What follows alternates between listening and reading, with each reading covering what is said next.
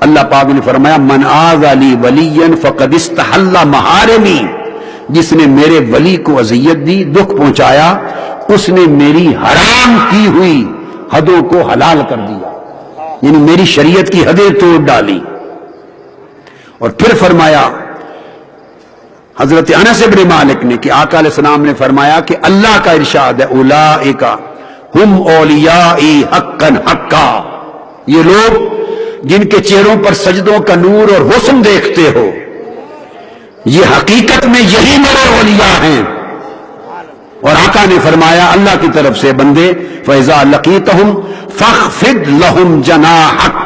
وَذَلِّلْ لَهُمْ قَلْبَكَ وَلِسَانَكَ، جب تم کسی میرے ولی کی بارگاہ میں جائے اور اس کے سامنے ہو تو اپنے کندھے ادب اور احترام اور تواضع کے ساتھ جھکا لے۔ یہ جو کہتے ہیں کہ آپ اولیاء کی بارگاہ میں جا کے جھکتے کیوں ہیں، یہ جھکنا معاذ اللہ کوئی سجدہ ہے، معاذ اللہ شرک ہے، نہیں، جھکتے ہیں کہ اللہ کا حکم ہے فَإِذَا لَقِيتَهُمْ فَأَخْفِضْ لَهُمْ جَنَاحَكَ، جب میرے ولی کی بارگاہ میں جاؤ تو ادب سے جھک جاؤ، وَذَلِّلْ لَهُمْ قَلْبَكَ وَلِسَانَكَ، اور اپنا دل ان کے سامنے متواضع کر لو اور اپنی زبانوں کو بند کر لو۔ اور اگر تم ان کے سامنے ادب کے ساتھ جھکو گے نہیں تو وَأَعْلَمْ أَنَّهُ مَنْ أَهَانَ لِي وَلِيًّا، جو تواضع سے، ادب سے، انکساری سے میرے ولی کی بارگاہ میں نہیں جھکتا، وہ میرے ولی کی بے ادبی کر رہا ہے۔ تو پھر جس نے میرے ولی کی بے ادبی کی فقد بارزنی بالمحاربہ، اس کا میرے ساتھ اعلان جنگ ہو گیا۔ وبادعنی وعرض لی نفسی ودعانی الیہا، اس وہ کھل کر میرے سامنے آ گیا جو میرے ولی کے سامنے جھکا نہیں، جس نے میرے ولی کا ادب نہیں کیا،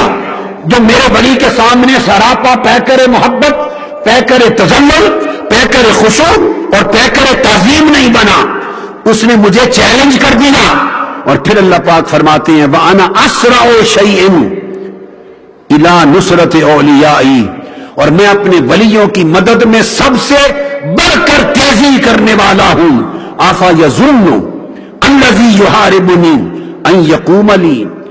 میرے ولی کی بے ادبی کرنے والے، کیا تو یہ گمان کرتا ہے کہ میرے سامنے ٹک سکے گا؟ اللہ پاک فرماتے میرے اولیاء کی بے ادبی کرنے والے، کیا تو اس گمنڈ میں ہے کہ تو میرے سامنے ٹکا رہے گا؟ اور یظن ان یعجزنی، یا تو یہ گمان کرتا ہے کہ مجھے عاجز کر دے گا؟ اور یظن ان یسبقنی، یا یہ گمان کرتا ہے کہ تیری طاقت مجھ سے بڑھ جائے گی؟ فکیف وانا السائر لهم فی الدنیا والآخرہ لا اعقل نصرتهم الی غیری، یہ کیسے ممکن ہو سکتا ہے کہ میں اس پوری دنیا میں اور زندگی میں سب سے بڑھ کر اپنے اولیاء کی عزت کی خاطر ان کے حرب ادب سے انتقام لینے والا ہوں اور قیامت کے دن بھی انتقام لینے والا ہوں؟ اور سن لے، جب میرے ولی کا معاملہ آتا ہے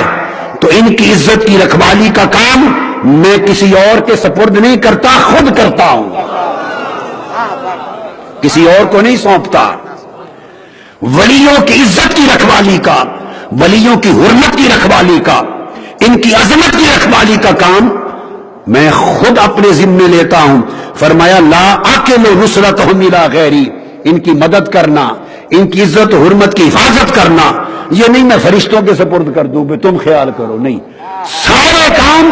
فرشتوں سے لیتا ہوں، مگر اپنے ولی کی عزت و حرمت کی حفاظت خود کرتا ہوں۔ اسے امام ابو نعیم نے